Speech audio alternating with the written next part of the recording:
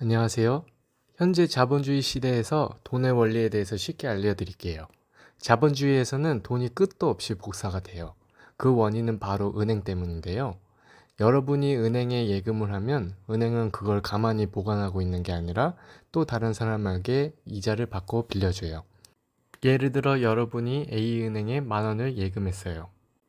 그리고 A은행은 이 중에 예를 들어 10%인 1,000원을 남겨놓고 나머지 9,000원을 빌려줬어요. 하지만 여러분의 통장에는 그대로 10,000원이라는 숫자가 찍혀 있을 거예요. 여기서 돈 복사가 발생되는 거예요. 다른 말로 신용창조라고도 하죠. 여러분 통장에 10,000원의 실물과 빌려준 9,000원의 환영이 생겨서 총 19,000원이 생긴 거예요. 겨우 한 번 돈을 빌려줬을 뿐인데 90%의 추가적인 새로운 돈이 생긴 거예요.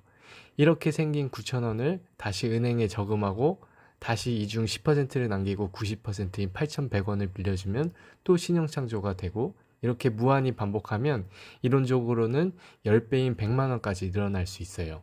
어마무시하죠? 10%인 남겨놓은 돈은 전문용어로 지급준비금이라고 하고 10% 비율은 지급준비율이라고 해요. 이걸 0%로 하면 돈을 더 늘릴 수 있는데, 지급준비금을 남겨놓는 이유는 여러분이 다시 돈을 찾으려 할 때 언제든 돈을 다시 돌려주기 위해서예요. 우리나라는 지급준비율을 7%로 설정해 놓고 있습니다. 이렇게 계속 돈이 복사되고 있기 때문에 물가는 계속 오르게 됩니다. 이걸 우리는 인플레이션이라고 부릅니다. 돈이 계속 복사돼서 인플레이션이 일어나고 있기 때문에 우리 주머니에 있는 돈의 가치는 지속적으로 하락하고 있습니다. 10년 전에 먹었던 김밥이 지금은 몇 배 비싸졌듯이요. 그렇다면 은행에서는 왜 이런 사기 같은 돈 복사를 계속 하는 것일까요? 인플레이션이 아니라 디플레이션이 오면 물가도 저렴해지고 우리의 삶이 더 나아지지 않을까요? 절대 아닙니다. 이걸 설명하기 좋은 대표적인 나라가 바로 일본입니다. 약 1985년쯤에 미국 달러가 너무 강하고 엔화가 약해서 달러를 약하게 하고 엔화를 강하게 하는 플라자 합의라는 걸 하게 됩니다. 이 이후 엔화가 너무 강해서 일본이 수출이 잘 안 되니까 일본 은행은 내수를 강화시키기 위해서 금리를 낮추었습니다. 금리를 낮추니까 사람들은 죄다 주식과 부동산에 연끌을 해서 매수하기 시작했고, 1985년부터 90년까지는 집값이 무려 3배나 올랐고, 투자를 하지 않은 사람들은 부를 거머쥐지 못하였고 상대적 박탈감을 느끼며 집을 살 엄두도 내지 못했습니다. 지금 우리나라 사회 분위기와 별반 차이가 없었습니다. 거품에 대한 혐오가 날로 심해졌죠.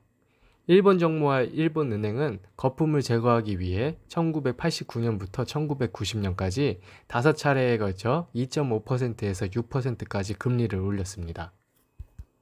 늘어난 이자 부담으로 사람들은 주식과 집을 너도나도 팔기 시작했고, 이로 인해 거품이 꺼지기 시작했습니다. 주가만 해도 최고가 39,000엔에서 23,000엔까지 순식간에 하락했습니다. 부동산은 도쿄 중심 상업지역에서만 6분의 1 수준으로 폭락했습니다. 이렇게 일본은 최근까지 약 30년 동안 디플레이션의 늪에 빠져서 헤어나오지 못했습니다. 그만큼 디플레이션의 늪은 깊다는 의미입니다. 디플레이션이 오면 가격이 떨어지니 기업들의 영업이익이 떨어지고, 영업이익이 떨어지면 투자를 줄이고 인력을 감축하겠죠. 투자를 하지 않으니 다른 회사들의 이익은 또 감소가 되고 그 회사들도 이전 회사처럼 똑같이 할 것입니다. 그리고 인력을 줄이니 일자리가 줄어들고 소비 인력도 감소하겠죠. 그러면 물건들이 다시 팔리지 않으니 가격을 또 내리겠죠. 이런 식으로 계속 연쇄적으로 디플레이션 악순환에 빠져서 일본이 잃어버린 30년을 보낸 것입니다.